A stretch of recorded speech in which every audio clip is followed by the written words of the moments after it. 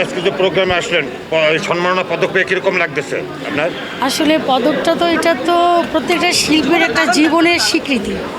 তো এত সুন্দর একটা আয়োজন হয়েছে আর এখানে আমাকে ইনভাইট করেছে, তো আমি সত্যি হ্যাপি, আমি এত খুশি যে যেটা ভাষায় বলা যাচ্ছে না। কারণ আমি যেখানেই কাজ করি কিন্তু দেশটা আমার বাংলা, এর চেয়ে বড় পাওয়ার হতে পারে না। তো আচ্ছা, আপনি সম্মাননা পদক পাইছেন কোন কিসের উপরে এটা? আমি রিসেন্টলি একটা দেশ গান করেছি, লাখো শহীদের রক্তে রাঙা আমার এই বাংলাদেশ। আপনি মানে সঙ্গীত শিল্পী হিসেবে পুরস্কার পেয়েছেন না? হ্যাঁ, ও আপনি গান করেন? জি জি জি। আপনি কি রেডিও বা টিভি থেকে গান করেন? আমি বাংলাদেশ ইংলিশের 3 বিষয়ে, বাংলা, ফোক, আধুনিক জি। প্লাস হচ্ছে ড্রামা, মানে আচ্ছা, নাটকের উপরে। আচ্ছা, তাহলে বাংলাদেশ টেলিভিশনে আপনি আমাকে এক লাইন গান গাইয়ে শোনান, যে কোনো একটা। আমার রিসেন্টলি একটা গান আসছে, জি।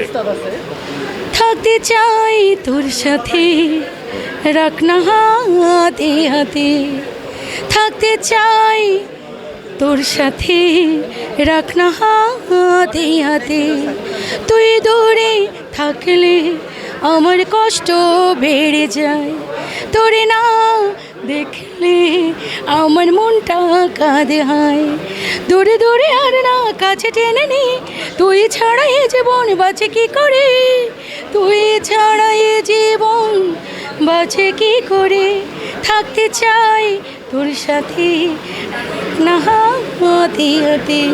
আর আজকে যে অ্যাওয়ার্ডটা আপনাকে পেয়েছি, অনেক ধন্যবাদ গান গাইতে। আজকে যে অ্যাওয়ার্ডটা পেয়েছি ওটা হচ্ছে একটা দেশের গানের উপরে।